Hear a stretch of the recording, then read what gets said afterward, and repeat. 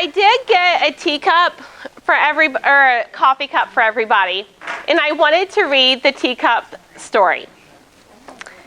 There was a couple that used to go to England to shop in the beautiful stores.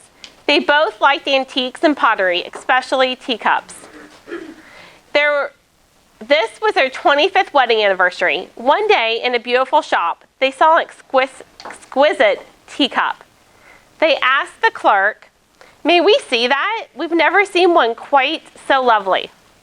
As the lady handed it to them, suddenly the teacup spoke. "You don't understand," it said. "I haven't always been a teacup. There was a time when I was red and I was clay. My master took me and rolled me and patted me over and over. And I yelled out, 'Let me alone.' But he only smiled and said, 'Not yet.' Then I was placed on a spinning wheel and suddenly spun around and around and around. 'Stop it, I'm getting dizzy,' I screamed. But the master only nodded and said, 'Not yet.' Then he put me in the oven. I never felt such heat. I wondered why he wanted to burn me. And I yelled and knocked at the door. I could see him through an opening, and I could read his lips as he shook his head, 'Not yet.' Finally, the door opened. He put me on a shelf, and I began to cool. 'There, that's better,' I said. And he brushed and painted me all over. The fumes were horrible. I thought I would gag. 'Stop it,' I cried. He only nodded, 'Not yet.' Then suddenly he put me back into the oven. Not like the first one. This one was twice as hot. And I knew I would suffocate. I begged, I pleaded. I screamed, I cried. All the time I could see him through the opening, nodding his head, saying, 'Not yet.' Then I knew there wasn't any hope. I would never make it. I was ready to give up. But the door opened, and he took me out and placed me on a shelf. 1 hour later, he handed me a mirror and said, 'Look at yourself.' And I did. I said, 'That's not me. That couldn't be me. I'm beautiful. I'm beautiful. I want you to remember.' Then he said, 'I know it hurts to be rolled and patted. But if I had left you alone, you'd have dried up. I know it made you dizzy to spin around on the wheel, but if I had stopped, you would have crumbled. I knew it hurt and was hot and disagreeable in the oven, but if I hadn't put you in there, you would have cracked. I know the fumes were bad when I brushed and painted you all over, but if I hadn't done that, you never would have hardened. You would not have held. Now you are a finished product. You are what I had in mind when I first began with you." Jeremiah 18:6 says, "Behold the clay in the potter's hand. So are you in my hand." And so as I share my journey today, and as you guys drink from your amazing mugs, I want you to remember that God's forming you. There's a reason that stresses have happened in your life. We will never know on this side of heaven why things happen, but we're called to trust. And if we use our struggles to strengthen other people, then I feel like it's a well worth journey. So I'm going to share my journey with you. So I'm really, really good talking about the brain. I usually don't share personal journeys because those are a little bit more emotional. So I'm hoping that I will hold up okay today. Okay. So I was born in 1978. And what we talk about is forming a grid. It's a grid that I kind of showed you. For the first half of my life was pretty easy. I had learned that if I wanted anything I wanted to achieve. I made straight A's. I graduated 6 out of 246 people in my high school class.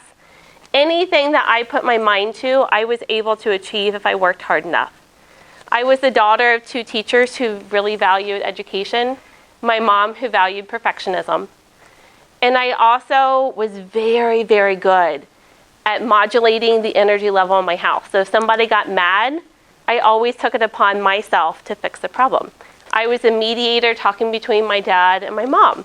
And my mom would lock herself in her room, and I was the only person allowed to speak to her. And so what I've always learned is that I'm really good at helping other people. That was my identity that I talked about before. And there wasn't hardly anything that if I worked hard enough, I couldn't do. In 1989, I was 11, and my parents built a new house. And I kind of associate my identity changing at that point. My dad got more into his faith, and so he would just play videos all the time upstairs. And as you walked by, you heard all these inspirational videos. Never, ever was it forced on me to sit by him and listen to it, but you could continuously hear it. He also started to love my mom differently than he had before. So he would help her out around the house. And like I said, love language is, my mom's and I are both acts of service. So I could see my dad loving my mom. Then my junior year, between my junior and senior year of high school, I went on this amazing retreat. And there I learned in Steubenville the true presence of Jesus in the Eucharist. They did a Eucharistic adoration. And I remember just like crying, like, oh my gosh, this is Jesus. But then it occurred to me, why, when he's in a monstrance, am I awe-stricken? But I touch him every week in church, and I really didn't care at that point. Like, I knew it was supposed to be Jesus. But that was my turning point of realizing that it truly was Jesus in the Eucharist. And during that retreat, I also heard somebody named Bob Rice talk. And he told me that I was worth waiting for marriage, to have sex. And I never forgot that. I set my goal that day that is what I was going to do. And I met him again. It had been like 26 years later. And I was at a Steubenville conference this past June. And I said, oh, your voice, I recognize your voice. I said, Bob Rice, you're the guy who told me 26 years ago that I was worth waiting for marriage for. And I met that goal. Like, I was a virgin until the day I got married. And he's like in awe that his words had made that big of a difference. But like, I'm sure he thought, who is this crazy lady running up on stage as soon as he had finished his talk? But it was just so inspiring for me.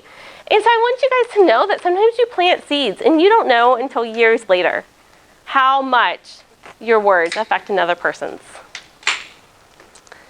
So in 1999, that was kind of the middle of my life.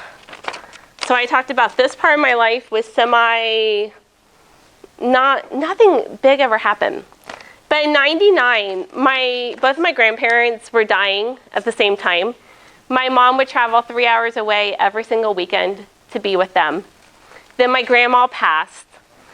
All of my roommates that were also my best friends moved out of my apartment because everybody fought. And I just remember my life crumbling, being like, God, who am I? Like, who are you going to send to be my friend now? You took my mom away, even though she was literally still on earth. The joy that she had always had around me had kind of died. And my brain kind of shut down too. I forgot my professors' names. I would forget my class schedule. And we'll talk about this later, but when you're under stress, half of your brain can shut down. And so that was eye-opening to me as well. Like, how was I going to push through? So this is the same time, right before my 21st birthday, that I then meet my husband now, Michael. I remember we had met in June, and he was a little bit older, and I said, yeah, I turned 21 on July 11th. And he was like, that's my birthday. And I said, haha, great pickup line. And he pulled out his license, and sure enough, like, he was born on July 11th as well, 2 years prior to me. But when we talk about what expectations do we have with people, my mom, who had been my joy, who had been everything to me, had kind of went to the background. And here came Michael. And Michael, never, ever even in all of our years of marriage, have we ever been bored together. Anybody who knows Michael, he's always got ideas. He's full of energy, and he keeps me entertained every day of my life. But I didn't marry somebody for long conversations. At that point in time, I had my mom, so that wasn't important. But as mom died in 2009, half of me died too. And so Michael and I have had to do a lot of revisiting, who are we to each other? What has God called us to do as a married couple? And what is his plan for us? So you see, here is an easy part of my life. Here's the second part of my life. We got married in 2002. We had some miscarriages. Then I had my 3 kids. When my daughter was only 2 months old, my mom suddenly died. She was my babysitter. She was my housekeeper. She was my sanity. And I remember crying to my dad one day, I can never be the mom my mom was to me. And he said, Sara, you can give 99% of your attention to one person in the family, or you will never be your mom.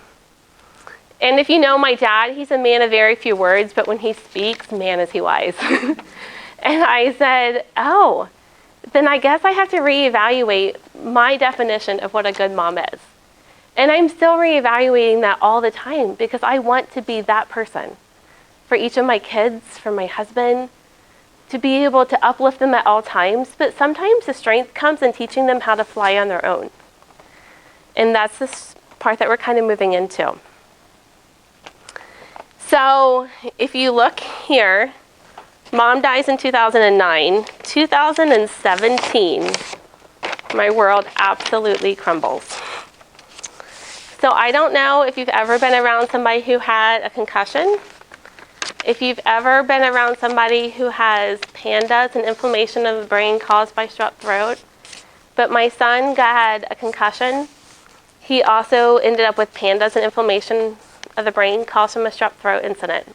Super rare. But all that I knew is that my world shut down.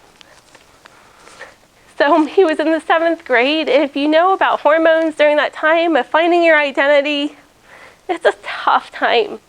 And he was sailing through life. He was doing so good. And he would wrap cords around his neck, maybe because we didn't serve donuts for supper, which had never happened a day in his life. I could serve him chicken noodle soup in a Pyrex bowl instead of our chicken noodle soup bowls. And he would just break down and cuss me out in every word possible. I am an occupational therapist. I had to put him in therapeutic holds for over 45 minutes. His body would shake, and I was the only person in the world who could calm him down. Sorry. But that's when you learn what true love really is. When you're with somebody in the fire, and you're praying for them every second of the day. And thank God, after a year, his brain had started to heal. And then my middle son, his body shut down. So my son couldn't talk, couldn't walk, couldn't breathe. None of the doctors knew why. So I spent another entire year helping my second son deal with everything. I ended up having to homeschool both boys. My oldest one more because he had found friends within the homeschool community. My middle son because his whole body was shutting down. And I'm a perfectionist, so man, was I going to master this homeschooling stuff. So I would work my days, I would run my son to all these doctor appointments, and then my body shut down. I started with ulcerative colitis, which those meds had led to pancreatitis, which meant that I couldn't even drink my calories at one point in time. I was in the ER being like, I can't eat and I can't drink anymore now either. So luckily they took my gallbladder out, and from then my body has consistently just declined. There's so many hospital stays that I've had trying to research on my own. But what I have found is when my body shut down, when I had zero energy left, that's when my family came to me. When I was going through it, I had no idea how I was going to push through. But they have latched on. I would be laying in bed and they would fill me in for the day of what was going on in their life. I had to rediscover that my husband loved me for who I was, no longer for what I could perform, because I was not performing anymore. I had to learn that I was loved even when I couldn't show up to work. These families that I did therapy with, they were so amazingly understanding during these trials. I had migraines that would feel like knives were digging and twisting, and they would last several days on end. It was the most horrendous pain I've ever been through, and I'm an extreme extrovert, so what I know is helping people, being around people, and I would have to shut everybody out, no lates, no conversations. But that's when I learned to hear God's voice. It was me and God, and I talk all the time, so poor God had to have, his ears were really, really listening. And I was like, God, teach me. Like, I need to hear you right now. I can't be alone. When my mom had died in 2009, my faith grew because Mom and I were so inseparable. And I pictured her tapping on God's shoulder and being like, you see that girl down there? That's my daughter, and you better watch over her. So I gave up my anxieties when Mom had died. But this past year, I discovered that God created me. Somehow God loved me even more than my mom loved me. And that was just really awe-inspiring, that I was able to latch onto him for the first time ever, rather than completely relying on how I performed for him to love me.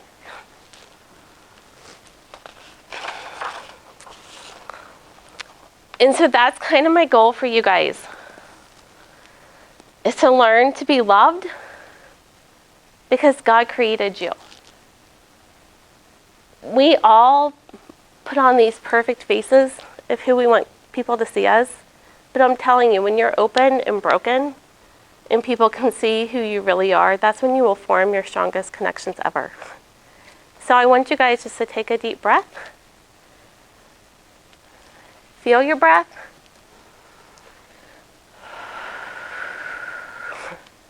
And remember, for as long as you can feel your own breath, God has a purpose for your life. Thank you.